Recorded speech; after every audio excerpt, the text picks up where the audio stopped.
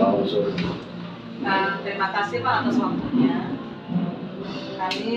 Saya dari program kebetulan saat ini saya CGP Angkatan 5 Kota Depok, perwakilan dari sekolah kita ya Pak. Di modul 3.2 ini ada tugas kami Pak, yaitu mengenai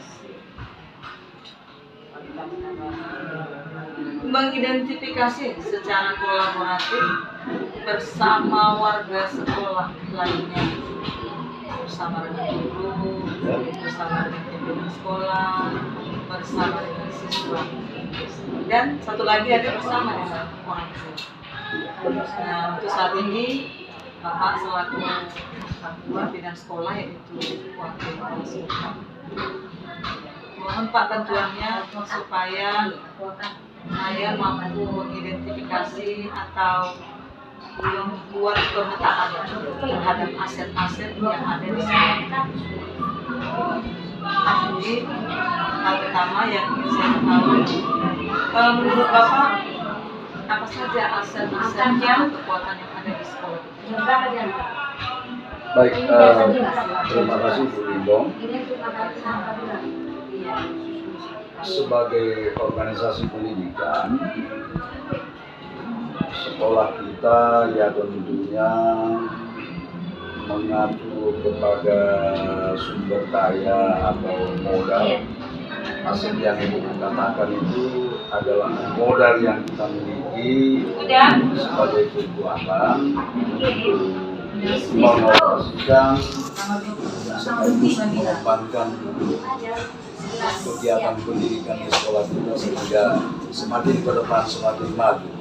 Baik, sejauh ini yang kita pahami dan kita kelola sedemikian rupa kalau bicara soal aset itu kita buat misalnya ada aset atau modal atau istilahnya sumber daya yang kita miliki Bu. Yang pertama ya tentu adalah sumber daya manusianya. Bicara soal sumber daya manusia,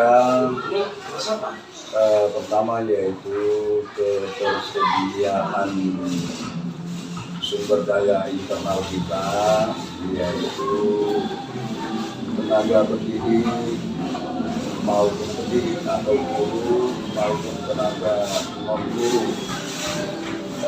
Tentu di dalam pengelolaan sumber daya manusia ini tidak terlepas dari pengorganisasian baik secara kuantitatif maupun secara kualitatif. Misalnya dari segi kuantitatif ya tentu tenaga yang kita miliki harus sesuai dengan perbandingan jumlah siswa kita.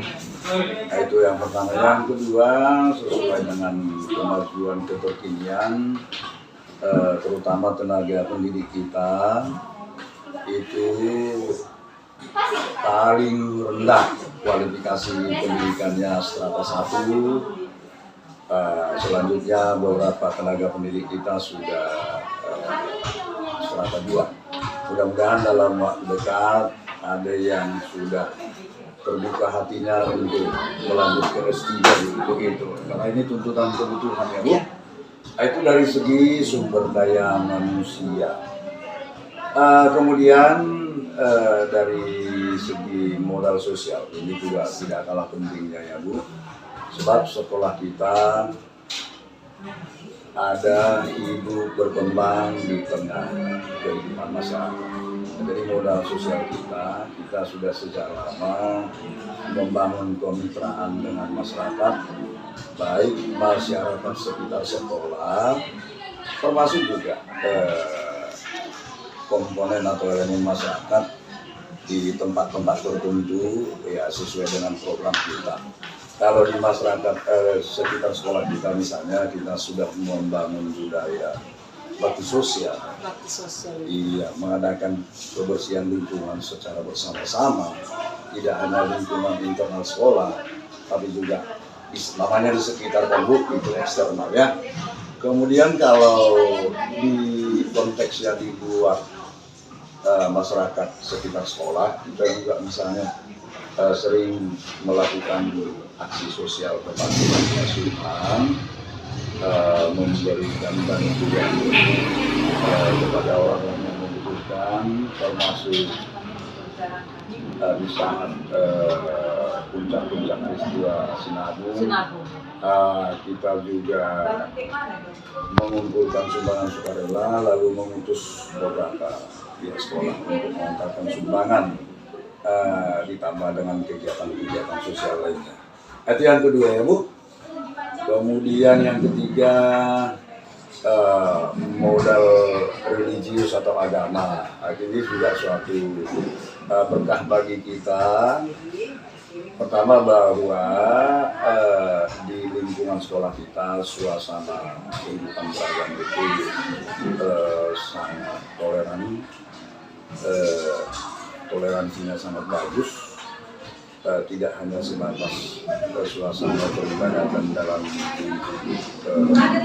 agama masing-masing, bahkan kita membangun interaksi lintas agama atau antar agama yang berbeda, sehingga kita sungguh nyaman di tengah keanekaragaman beragama itu. Ini menjadi modal yang sangat berharga, apalagi bicara soal kurikulum merdeka kita ini yang mengharapkan output kita nanti adalah pelajar-pelajar Pancasilais, kan begitu. Lalu yang berikut, kita juga punya modal lingkungan. Sebab bagaimanapun ya, namanya pendidikan itu selain talenta yang dimiliki oleh anak-anak, tidak terlepas juga pengembangan kepribadian anak-anak muda ini kan sangat dipengaruhi yang lingkungan. Kita juga bersyukur bahwa lingkungan sekitar kita, saya pakai istilahnya, sangat sehat. Kita berada pada lingkungan yang masih religius, hubungan sosialnya masih sangat bagus. Jadi ini suatu modal yang sangat membangun bagi penyelenggaraan pendidikan kita. Lalu modal berikut ada modal yang tidak kalah pentingnya, yaitu modal fisik. Bagaimana punya Bu, ketika kita mengharapkan siswa itu datang untuk menuntut ilmu di sekolah kita, ya tentu tidak bisa kita pungkiri, sekolah harus menyediakan apa yang dibutuhkan anak-anak untuk menggali potensi, untuk menemukan dirinya. Misalnya sarana prasarana di dunia olahraga, seni, lalu sarana pengembangan untuk bidang-bidang ilmu pengetahuan, yaitu di laboratorium fisika, IPA, baik untuk fisika, kimia, biologi, itu peralatannya selalu kita upgrade lah ya, kita perbaiki kualitasnya dan juga kuantitasnya, termasuk juga sarana komputer. Ini kan eranya digital, kita tidak lagi hanya mengandalkan ya buku-buku yang begitu tebal.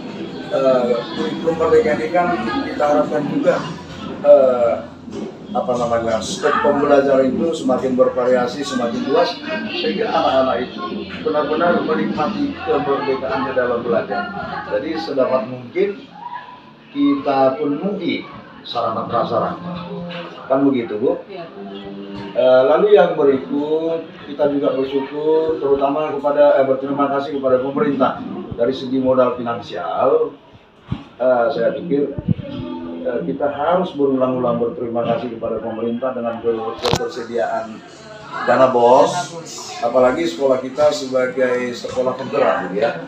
Kita selain mendapat dana BOS reguler, kita juga memperoleh dana BOS kinerja. Jadi semua dana yang tersedia ini kan menjadi peluang bagi kita untuk memanfaatkannya seoptimal mungkin. Tapi ya, dihimbau ya itu tetap kita mengutamakan prinsip prioritas lah ya.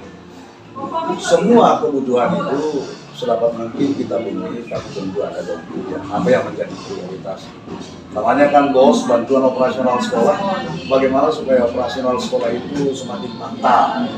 Apa yang kita prioritaskan, semua penting, tapi ada yang urgent kan begitu nih Bob. Lalu untuk angka ini Pak, mengenai modal finansial ini, Ya. SPP murid, uang OSIS, bantuan dari yayasan, apakah bisa kita masukkan ke dalamnya selain dana BOS dan BOS kinerja? Iya benar. Pertama itu yang katakanlah pihak sekolah lebih leluasa mengelolanya, yaitu uang OSIS. Uang OSIS. Uang OSIS itu kan kalau di sekolah kita itu menjadi tugas dan tanggung jawab atau job deskripsinya pembantu kepala sekolah bidang kesiswaan. Jadi dengan uang sekolah,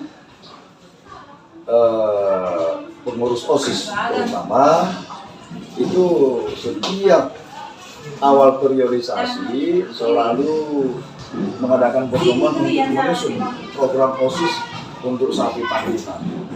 Nah, jadi sumber-sumber pendanaannya untuk kegiatan-kegiatan itu apakah itu lomba di bidang akademik seperti cemat benar atau internasional, lomba di bidang olahraga, seni dan sebagainya. Ya, mayoritas pendanaannya dari uang OSIS. Iya, jadi uang OSIS itu bisa kita katakan dari siswa oleh siswa dan untuk siswa. Tidak sedikit pun itu menyentuh kesejahteraan guru ya, jangan salah itu timbong. Tidak boleh, haram itu hukumnya. Iya. Sedangkan kalau uang sekolah itu maaf bagi pengurus yayasan kita, itu bukan ranah kita ya. Uang sekolah kita kutip dari siswa, lalu kita setorkan melalui bendahara itu langsung ke yayasan.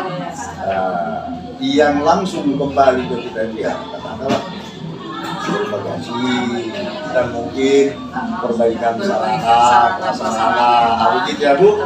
Kalau untuk mengelola finansialnya, maaf itu bukan urusan kita, itu urusan yayasan Bu. Nah itu barangkali. Bagaimana dengan modal lingkungan sekitar sekolah kita ini? Iya. Sekolah, di luar sekolah. Oke, ya tadi sebenarnya sudah saya singgung. Oke, nggak apa-apa ya. Kalau kita bilang menjadi lingkungan internal, lingkungan eksternal, oke untuk internal kita juga punya modal yang sangat kaya begitu ya. Mengapa saya katakan demikian? Ya, 100% anak-anak didik kita ini ya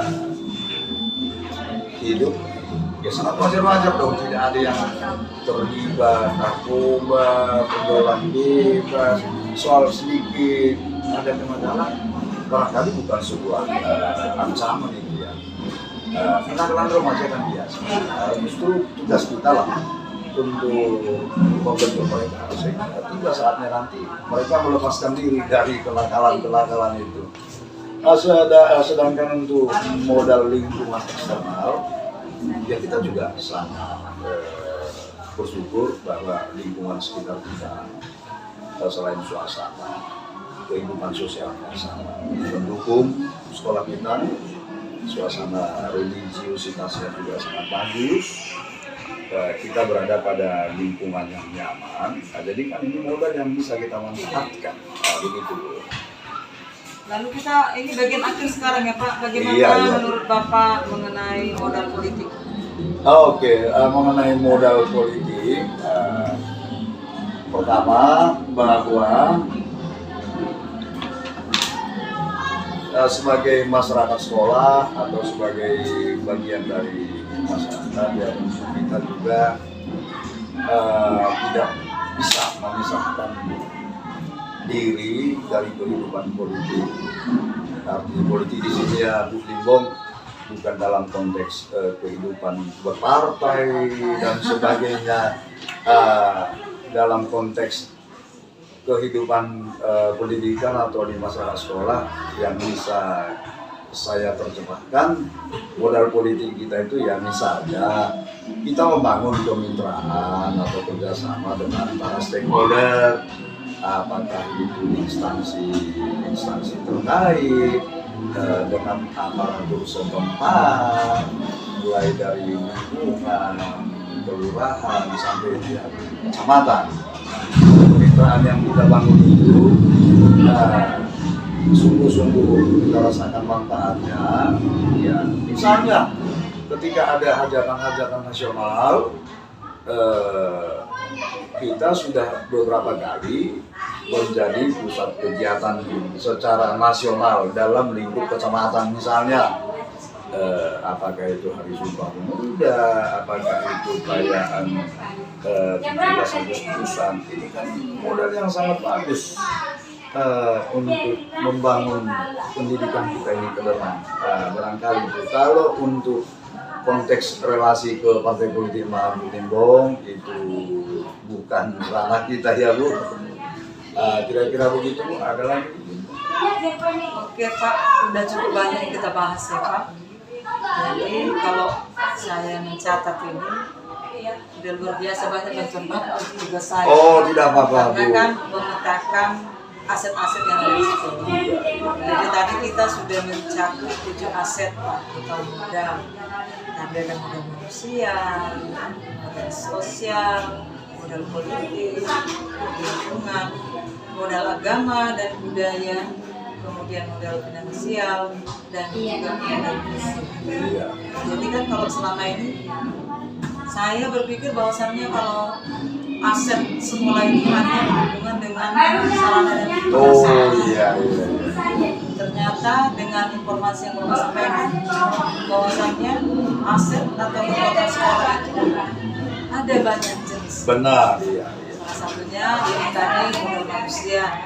Kita tahu siswa kita yang berjumlah banyak ini Pak. Benar. Ternyata ini juga bagian dari modal yang mampu mendukung situasi atau kegiatan-kegiatan yang ada di sekolah. Benar, ya. Kita tahu siswa kita ada yang berprestasi dalam hal kognitif, dalam hal keterampilannya. Jadi dengan itu sangat mendukunglah untuk kemajuan sekolah kita. Apalagi didukung dengan prestasi-prestasi gurunya, Pak. Iya, benar. Belakangan ini saya udah minta juga dari teman-teman, Bapak Ibu, marilah prestasi-prestasi yang kalian punya. Dan sebagai tambahan Bu Limbong, kita harapkan dalam 3-4 tahun ke depan, mayoritas guru-guru kita ini harus menjadi seperti itu, menjadi guru penggerak. Guru penggerak adalah guru hebat ya Bu Limbong. Begitu. Oke, iya. Sebenarnya bukan ia secara pribadi. Apa yang saya alami di proses pendidikan guru penggerak ini. Apalagi kita concern ke siswa, pembelajaran di kelas, lalu mencoba untuk menghargai apa-apa yang ada di sekeliling kita, mau sarana prasarana, mau interaksi dengan siswa, interaksi dengan orang tua, interaksi dengan orang guru. Barangkali kalau banyak atau sekitar 50% aja guru-guru kita yang ikut program guru penggerak ini, mindsetnya akan berubah. Artinya mindset berubah ini kan segala sesuatu apa yang sudah dilakukan itu harus dimulai dari diri sendiri. Tidak akan ada perubahan kalau kita berharap orang lain. Mudah-mudahan harapan Bapak akan terpenuhi di 4-5 tahun berikutnya. Semoga. Terima kasih banyak Pak atas informasi yang Bapak sampaikan. Bapak sudah bantu saya. Tadi di awal juga saya mohon kiranya Bapak mau membantu tugas saya, yaitu bagian dari mengidentifikasi aset-aset kekuatan yang ada di sekolah kita. Terima kasih banyak Pak. Oke, terima kasih Bu Limbong. Sukses selalu.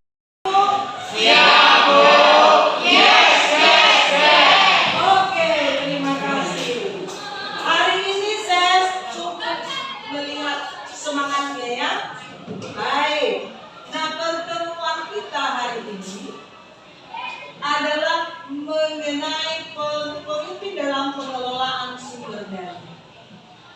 Nah, dalam ruangan ini saat ini mewakili semua siswa yang ada di sekolah kita. Ada kelas 10, ada kelas 11. Nah, kebetulan kelas 12-nya karena mau ujian besok, mereka duluan langsung pulang, jadi tidak ikut menyimak penyampaian materi hari ini. Tapi tidak apa-apa, kelas 10 11 sudah mewakili semua siswa yang ada di sekolah ini. Oke. Nah, anak ibu, kenapa siswa harus mengetahui materi ini? Nah, karena kamu bagian dari pemilik sekolah ini. Karena kamulah, maka ada sekolah kita ini. Maka materi ini cukup baik untuk dapat kamu simak. Pemimpin dalam pengelolaan sumber daya. Oke, selanjutnya tujuan dari pertemuan kita saat ini yaitu dapat memetakan 7 aset sumber daya di sekolah dan strategi pemanfaatan secara efektif. Sudah dulu, oke, kita lanjutkan. Kita awal ya. Nah, 7 aset sumber daya. Coba lihat slide ini. Ada apa saja? Ayo, Wasli, ada apa ibu? Modal manusia. Modal manusia. Lalu ini Mario, Modal sosial. politik. Modal bikin. Aska, Modal finansial. Deborah, Modal lingkungan. IGD, Modal agama dan budaya. Delma. Modal fisik. Iya. Coba ulang semua 7 aset sumber daya manusia. Eli. Ada modal manusia, modal politik, modal sosial, modal lingkungan, modal agama atau kebudayaan, modal finansial dan modal fisik. Oke, terima kasih. Nah, kita kupas satu persatu. Oke, diawali dengan modal manusia. Nah, kamu lihat di slide, modal manusia itu semua orang yang ada di lingkungan sekolah. Teristimewa siswa. Kamu adalah asal sekolah. Nah, gak semua bisa terwakili di slide kita ini, tapi sudah terwakili oleh teman-teman kita yang memperoleh prestasi. Menyusul foto-fotomu dengan prestasi. Kemudian modal gurumu. Ya, oke. Untuk modal guru, ada beberapa guru kita yang berprestasi. Sebenarnya hampir rata-rata guru kita berprestasi. Hanya ini yang terakhir, yang belakangan ini mendapatkan prestasi. Ada beberapa, ada prestasi yang diperoleh dari yayasan Ibu Pasca, Ibu Desi. Ada prestasi tingkat nasional, Ibu Andi sebagai penulis tingkat nasional dengan buku-buku yang sudah ditulis dan diciptakan itu. Kemudian ada guru kita yang sudah sampai instruktur nasional. Ada itu Pak Giro sebagai instruktur nasional, sudah itu pelatihannya sampai ke Jakarta dan Surabaya. Sudah anak ibu? Oke. Kemudian itu siswa-siswa teman-teman kita berprestasi itu ada bidang olahraga, ada bidang seni, puisi, kemudian ada bidang bahasa Inggris, sains, dan sebagainya. Itu dia modal manusia. Selanjutnya adalah, nah bagaimana pemanfaatan dari aset yang berupa modal manusia? Bagaimana pemanfaatan? Ayo Jesslyn, coba lihat di slide. Bagaimana upaya pemanfaatannya? Siswa-siswi memiliki minat dan bakat, memiliki kemampuan komputer mendukung kegiatan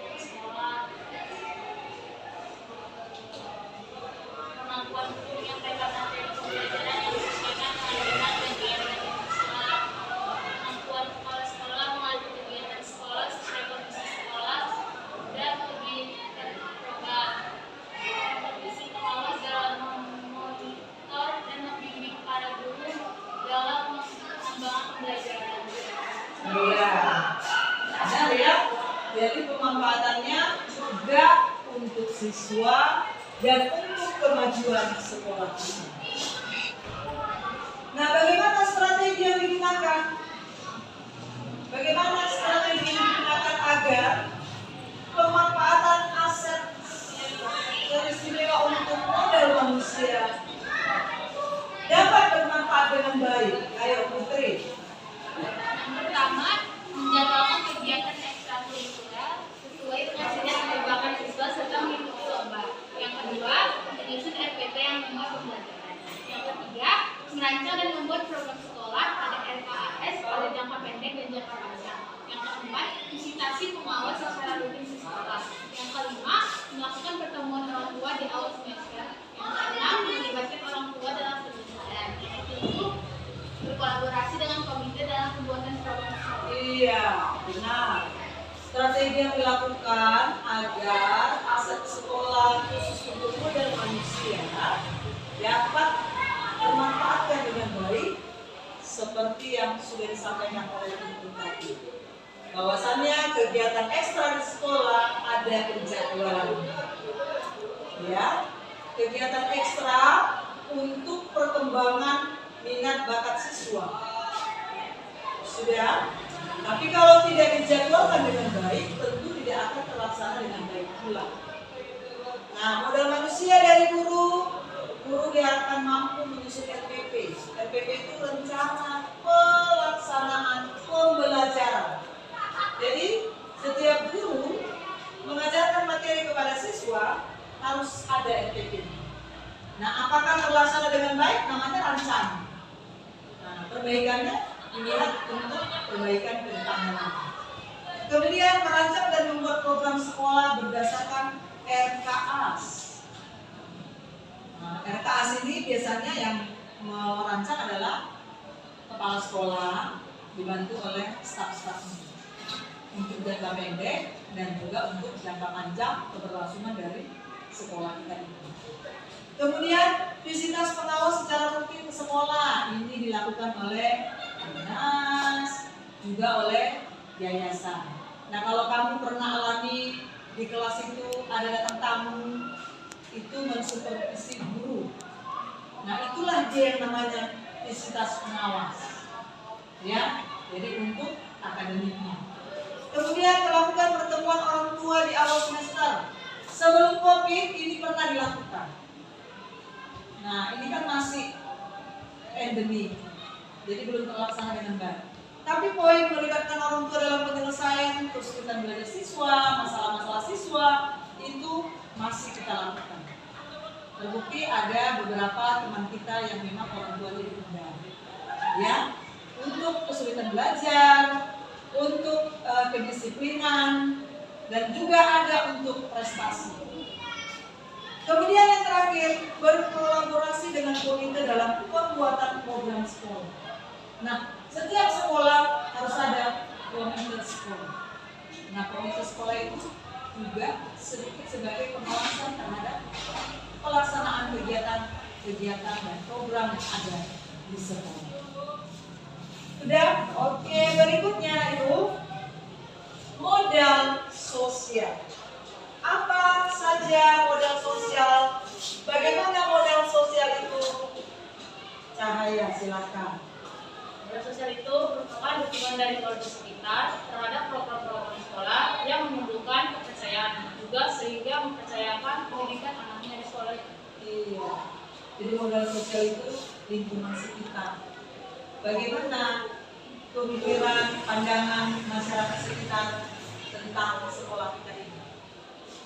Nah, karena siswa di sekolah ini banyak, nah ibu menilai bahwasannya pandangan dari masyarakat cukup baik untuk sekolah kita ini. Ya, karena ibu terbukti lihat, ini adalah yang kemarin waktu Sumpah Pemuda. Sekolah kita kan diminta untuk menyediakan tempat dalam pelaksanaan lomba olahraga yang diselenggarakan oleh pihak Muspika, pihak kecamatan. Nah, jadi dari sini terlihat bahwasannya masyarakat dengan keberadaan sekolah kita. Kemudian modal yang lain, modal fisik. Nah, kalau kita melihat modal fisik itu bagian dari bangunan yang ada di sekolah kita ini. Terdiri atas ruangan kelas, lapangan, lab, komputer, IPA, DPR, UKS, aula, dan kantin sekolah. Ada yang bingung apa DPR? DPR itu di bawah pohon. Iya, di bawah pohon rindang itu juga dimanfaatkan untuk apa? Anak-anak kita saat pelajaran tertentu diminta gurunya untuk belajar di sekitar sekolah. Jadi outdoor ya, nggak hanya di dalam kelas. Ngapain? Diskusi, berkolaborasi dengan teman-teman. Ada juga yang melakukan proyek ya, proyek mata pelajaran tertentu, membuat suatu karya juga digunakan DPR. Kantin sekolah kita bisa melihat seperti apa kantin sekolah kita. UKS juga ada posisinya di dekat SD. Nah, UKS itu milik bersama. Jadi karena posisi di SD bukan berarti hanya milik SD. Sudah itu, oke, selanjutnya. Nah, inilah dia modal fisik yang ada. Inilah dia modal fisik yang ada. Ruang lab komputer, ruangan kelas, lapangan yang dipakai oleh anak-anak pasien untuk latihan, aula yang digunakan untuk kegiatan-kegiatan proyek, dan boleh dipakai untuk kegiatan olahraga dalam gedung seperti badminton, ya kan? Seperti tenis meja. Kemudian ini dia badminton kan? Oke. Kemudian ini juga lapangan digunakan untuk kegiatan upacara. Seperti kemarin juga upacara kita itu dihadiri oleh pihak kecamatan. Itu model fisik. Apa yang dimanfaatkan? Apa yang dimanfaatkan? Sudah? Selanjutnya, strategi pemanfaatan aset. Apa saja? Bagaimana caranya? Oke, silakan Yelma. Bagaimana strategi pemanfaatan aset? Menyusun jalan kegiatan para pemilik desain skill murid, membuat kesepakatan kelas terkait program dan kegiatan menjadi kelas, menyusun SOP untuk pemanfaatan alat olahraga dan komputer, menyusun jalan kegiatan ekstrakurikuler siswa. Iya. Nah, jadi strategi pemanfaatan aset ini cenderung dominan masih dikelola oleh pihak sekolah. Ya, itu beberapa dikelola oleh wakil kepala sekolah bagian kurikulum. Nah, itu juga diketahui oleh OSIS, salah satunya pengurus OSIS. Ya, di sini ada ketua OSIS, ada wakilnya, dan mereka mengetahui bahwa menyusun jadwal kegiatan praktek murid dan life skill IT murid itu dilakukan oleh Ibu Ketua, ya kan? Menyusun jadwal kegiatan ekstrakurikuler siswa itu juga dibuat oleh Ibu Ketua, iya, WKS bagian kurikulum, dan dibantu oleh staf ahlinya yaitu pengurus OSIS. Itu mereka bagian dari staf ahli untuk wakil kepala sekolah bagian kesiswaan. Dan menyusun SOP untuk pemanfaatan alat olahraga dan komputer, demikian juga. Nah, membuat kesepakatan kelas terkait program dan kegiatan di kelas ini seharusnya dibuat oleh siswa, difasilitasi oleh guru. Nah, saat kelas yang saya masuki sudah pernah beberapa kali, ya kan? Oke. Selanjutnya, modal lingkungan alam. Apa saja modal lingkungan alamnya, Mario? Seperti pemandangan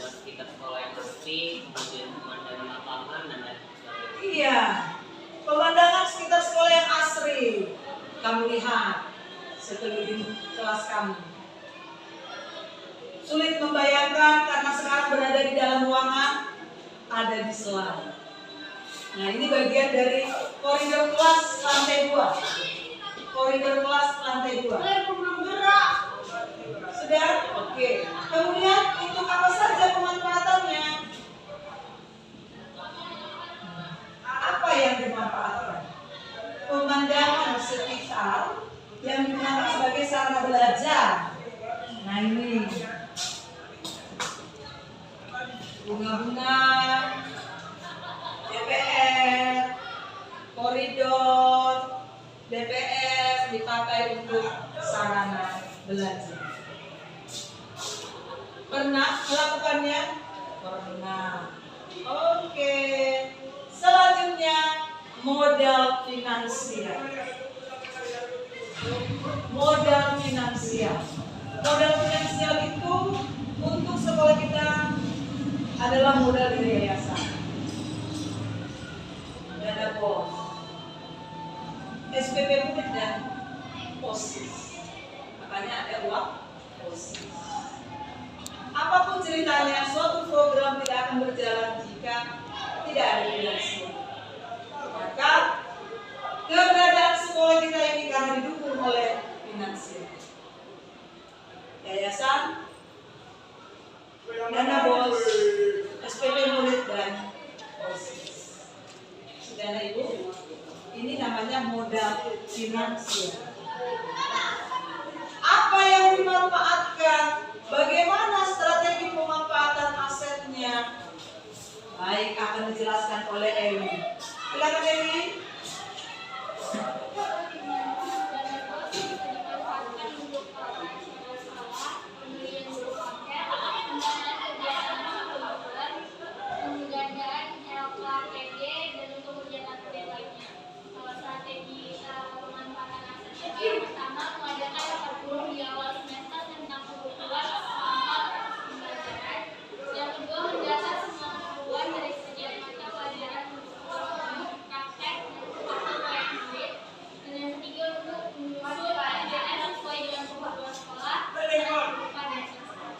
Iya, benar sekali ya. Itulah modal finansial. Nah, selanjutnya adalah modal politik. Nah, untuk modal politik, apa saja itu? Justin. Modal politik yaitu meliputi kantor kecamatan Medan Tuntungan, kepolisian serta Tua, puskesmas Medan Tuntungan, BMF, deskripsinya, lembaga pemerintah yang memiliki hubungan dengan sekolah serta lembaga swasta yang memiliki misi yang sama dengan misi sekolah dalam hal pembelajaran. Oke. Nah, ada yang bingung-bingung. Kok BNN? Gak pernah kan? Iya. Anak Ibu, sebenarnya setiap tahun kita ada program kerjasama dengan BNN.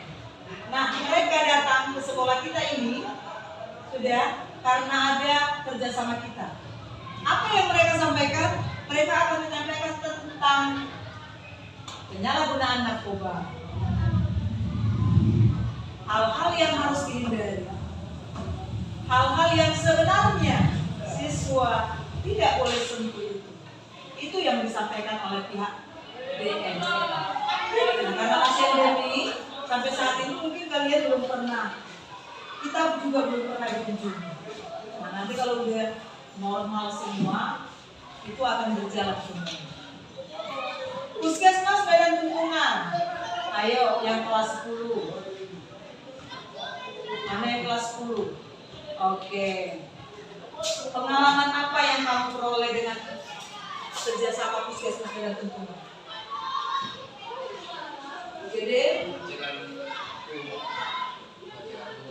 Ya, pengecekan suhu tubuh kemarin itu. Lalu gigi, mulut, telinga, mata. Itu karena ada relasi sekolah dengan pihak puskesmas. Lalu kepolisian sektor Meritua, ini juga dialami oleh teman kita di kelas 10 saat apa? MPLS, ya kan, masa penerimaan siswa, masa pengenalan lingkungan sekolah, ya kan?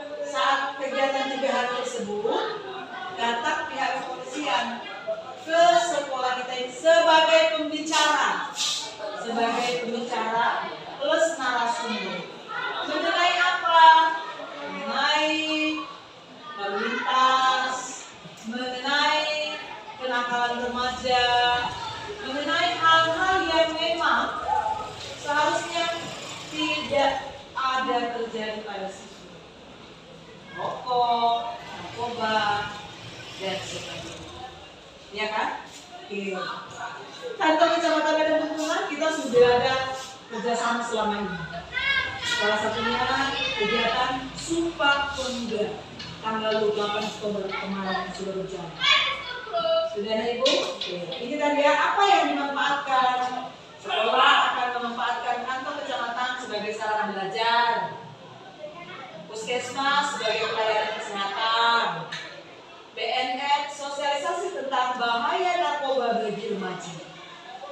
Nah, strategi pemanfaatan aset, melakukan komunikasi dengan kecamatan terkait dengan program kolaborasi sekolah, melakukan MOU dengan pihak terkait, teken kontrak dengan pihak terkait, sudah mengundang pihak terkait untuk menjadi narasumber, dan terakhir melakukan training bagi guru-guru terkait. Ini sudah dilakukan saat memasuki tahun ajaran baru. Sebelum tahun ajaran baru di bulan Juni, guru-gurunya sudah menerima pelatihan dari instruktur tingkat nasional. Oke, modal agama dan budaya. Modal agama dan budaya. Nah, karena sekolah kita ini adalah bagian dari keagamaan, yaitu khususnya Katolik, maka concern juga di bidang agama. Sehingga pembelajaran diawali dengan berdoa dan diakhiri dengan berdoa. Kebiasaan setiap hari, ibadat setiap Sabtu, perayaan Natal dan Paskah, program retret sudah dilakukan, sudah mulai lagi dilakukan karena sempat vakum karena pandemi. Ya, nah itu dilaksanakan untuk kelas 12 kemarin. Kelas 10, 11 menyusul. Oke, setelah itu program 5S. Senyum, salam, sapa, sopan, dan santun. Ini sudah lama digerakkan. Tapi kadang-kadang siswa mulai lupa. Ya kan? Masuk dari gerbang, ada Bapak Ibu guru yang ngomong saja. Harusnya, selamat pagi Pak, selamat pagi Bu. Kalau dulu kami salam, sekarang karena endemik kita hanya sapa, ya kan? Tapi tetap namanya program 5S, program literasi dari Selasa sampai Jumat. Apa kegiatannya? Di awal pembelajaran pagi hari, kelas pertama 15 menit literasi, terdiri atas membaca, merangkum. Mudah-mudahan kalian laksanakan dengan baik. Yang terakhir adalah pemilu OSIS. Sudah kita selenggarakan, sehingga sudah terpilih pengurus OSIS. Itulah teman-teman kita sekarang yang membantu kita dalam setiap pelaksanaan program sekolah. Oke, ini sudah pemanfaatannya, apa yang dimanfaatkan, bagaimana strateginya. Terakhir, terima kasih Ibu sudah mau mendengarkan penyampaian Ibu mengenai 7 aset sumber daya yang ada di sekolah. Apa saja itu, bagaimana manfaatnya, strategi yang dibuat dalam pemanfaatannya, kita sudah dengar. Nah, sekarang kita refleksi dulu, kira-kira apa yang sudah kita dengarkan tadi. Apa saja yang sudah kita dengarkan tadi?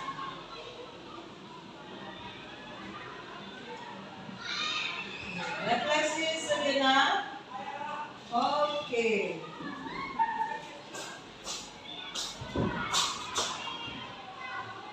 Ibu minta bantuan kepada salah seorang di antara kamu.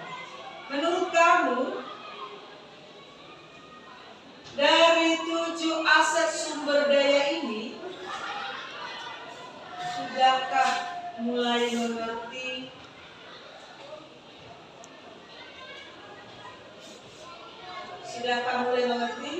Sudah. Oke. Nah, sampai di mana yang kamu sudah mulai meneliti dari 7 aset sumber daya? Silakan satu orang ini. Menurut kamu, ayo. Siapa saja boleh? Silakan. Siapa saja boleh. Apa yang sudah kamu dengarkan tadi mengenai 7 aset sumber daya yang ada di sekolah kita? Boleh dari aset-asetnya, boleh dari pemanfaatannya, boleh dari strategi. Silakan Ibu, ayo.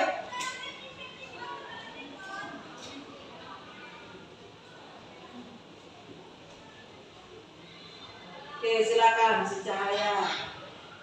Ya, yang pertama modal manusia itu berupa siswa, guru, dan kepala sekolah.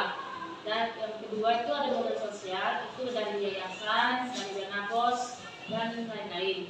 Yang ketiga modal politik, itu sekolah bekerjasama dengan Puskesmas, Kecamatan Medan Tunjungan, BNN, dan kepolisian sektor Medan Tunjungan.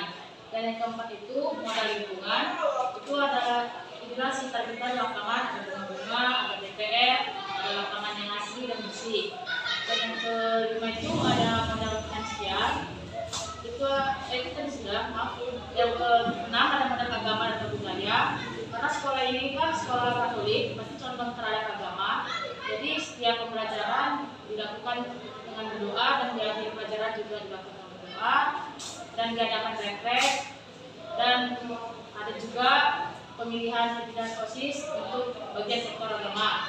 Dan yang terakhir itu adalah modal fisik. Ya, Oke, terima kasih. Oke. Ada yang sedikit mau dikoreksi, ya. Mungkin kita sama-sama mendengar tadi ya. Jadi modal sosial itu adalah lingkungan sekitar kita. Ya. Modal sosial tadi adalah lingkungan sekitar kita. Lalu modal agama dan budaya tadi ada yang disebut adalah pemilu OSIS. Nah itu bisa dikatakan sebagai budaya kita karena sudah kita selenggarakan kurang lebih 6 kali pemilihan pengurus OSIS secara pemilu. Nah jadi makanya itu disebut sebagai budayanya. Sudah, supaya nggak bingung nanti apa itu pemilu OSIS itu, bagian apa, bagaimana dan sebagainya. Sudah Ibu? Oke, terima kasih ya. Jadi dari penjelasan salah seorang teman kita ini sudah menunjukkan bahwasannya apa yang sudah disampaikan sudah mulai kamu mengerti. Jadi besok-besok kalau ada yang bertanya apa sih aset sekolah kita ini? Nah, jangan lagi hanya dijawab gedung. Karena kita tahunya selama ini aset ya gedung. Nah, jadi nggak lagi ya anak Ibu. Jadi kamu bisa lagi cerita ke teman-teman, oh 7 aset sumber daya sekolah itu bukan hanya gedung rupanya. Gedung itu salah satunya, dan gedung itu adalah modal fisik. Ada lagi yang lain, apa itu? Modal finansial. Nah modal finansial itu bagian dari dana-dana yang diperoleh pihak sekolah untuk keberlangsungan sekolah kita ini. Ada lagi modal sosial, ada lagi modal politik, ada lagi modal lingkungan, ada lagi modal agama dan budaya. Selain modal manusia. Sudah Ibu? Oke. Semoga dengan penjelasan tadi semakin menambah wawasanmu mengenai sekolah. Ya, mengenai sekolah. Terima kasih anak Ibu. Selamat siang. Siap, Bu. Oke. Terima kasih atas pertemuan. Pertemuan kita kali ini itu ada tugas dari CGP saya, yaitu mengenai 7 aset atau sumber daya yang ada di sekolah kami. Nah, aset itu sumber dayanya adalah modal manusia, modal sosial, modal politik, modal lingkungan, modal agama atau budaya, kemudian modal finansial dan modal fisik. Tujuan dari pertemuan kita ini kan Ibu supaya orang tua mengetahui kira-kira apa saja sumber daya yang ada di sekolah kita. Nah, kita mulai dengan modal manusia. Nah, untuk modal manusia kan Ibu, itu bisa dilihat dari siswanya. Banyak di antara siswa kita ini berprestasi, termasuk anak Ibu, siswa primer juga berprestasi. Jadi di sini ada perwakilan dari teman-teman yang sudah berprestasi. Kemudian modal manusia lagi yang lain adalah sumber daya guru. Ternyata guru-guru kita juga ada yang berprestasi. Ada prestasi yang diterima dari yayasan, prestasi yang diterima secara nasional seperti Ibu Ani itu dia sebagai penulis. Kemudian guru juga bisa. Kemudian ada teman kami juga Pak Dirasending, dia sudah simpan instruktur nasional untuk fisika, mengikuti program dari pemerintah. Ada juga prestasi-prestasi yang lain, tapi inilah yang bisa terwakili untuk Bapak Ibu lihat. Kemudian selain modal manusia, ada lagi apa yang dimanfaatkan dari modal manusia itu? Siswa yang memiliki prestasi, Bapak Ibu juga yang memiliki prestasi.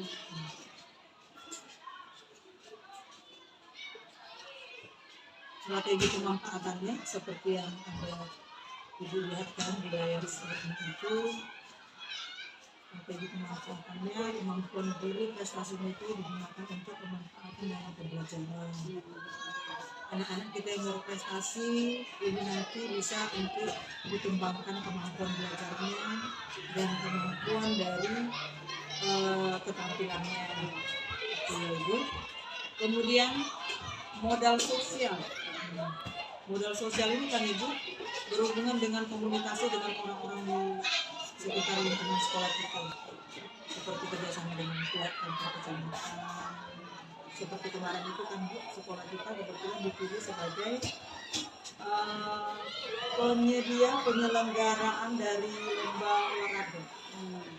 Jadi karena kebetulan lapangan kita luas, aula juga bisa digunakan, jadi mereka menyiapkan tempat untuk menyelenggarakan lomba-lomba.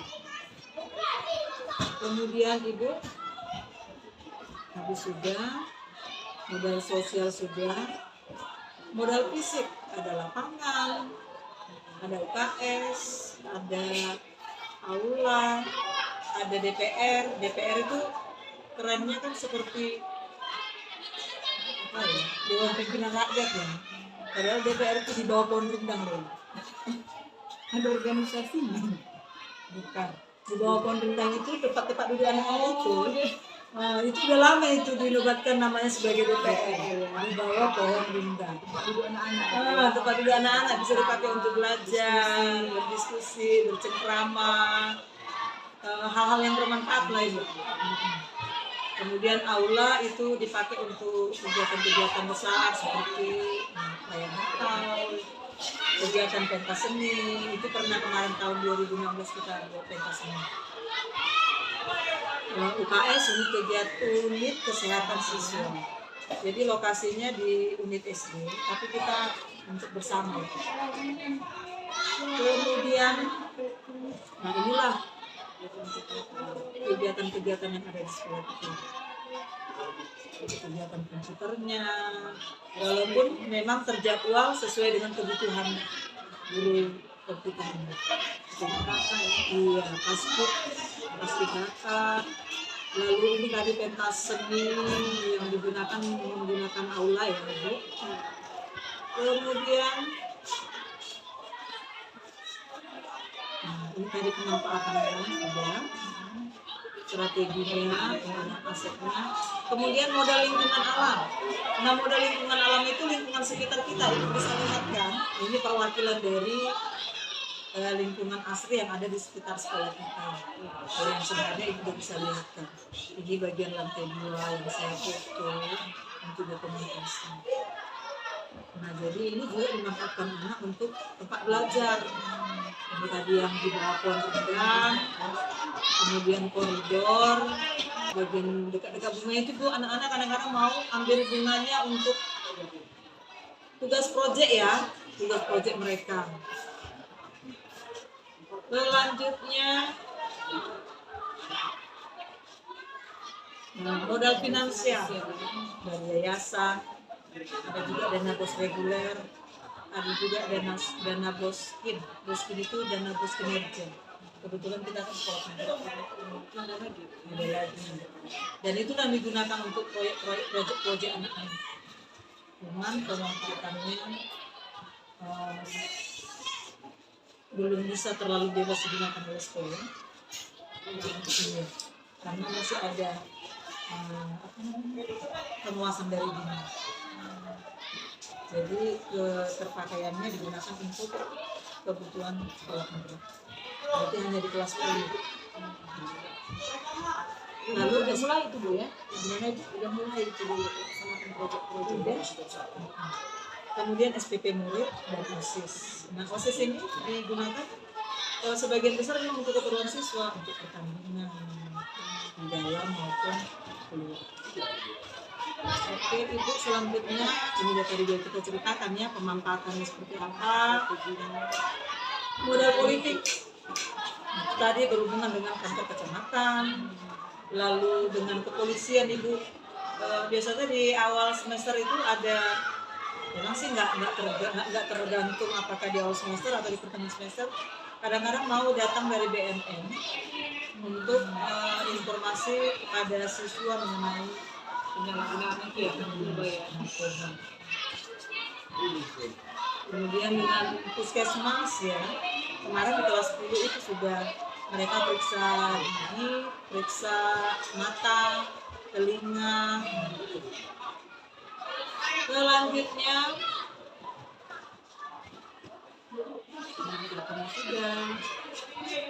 nah ini dia strategi pemanfaatan aset yang ada tadi, digunakan salah satunya untuk training bagi guru-guru. Jadi dengan sumber dana itu sebagian dipakai untuk training guru. Ini kita undang dari LPMP Bapak Hieronymus Bedam. Pelatihan modal agama dan budaya. Jadi ada event-event, kegiatan-kegiatan keagamaan di sekolah kita ini. Salah satunya yang tadi juga saya sampaikan, perayaan Natal, kemudian perayaan Paskah. Oke, terima kasih Ibu. Dari penjelasan saya tadi mengenai 7 aset atau sumber daya yang ada di sekolah kami, harapan saya Ibu mulai mengerti ya, karena selama ini kan kita tahu aset itu hanya fisik ya, bangunan atau bangunan. Ternyata aset bukan hanya itu saja. Oke, terima kasih Ibu atas waktunya. Ibu mau mendengarkan pemaparan saya. Saya juga berterima kasih. Jadi tambah pengetahuan Ibu, wawasan Ibu ya mengenai aset yang ada di sekolah kami ini. Semoga dengan ini kan Ibu semakin ada komunikasi orang tua dengan guru, karena orang tua juga sangat mendukung keberhasilan dari kegiatan di sekolah. Oke Ibu, terima kasih banyak Ibu.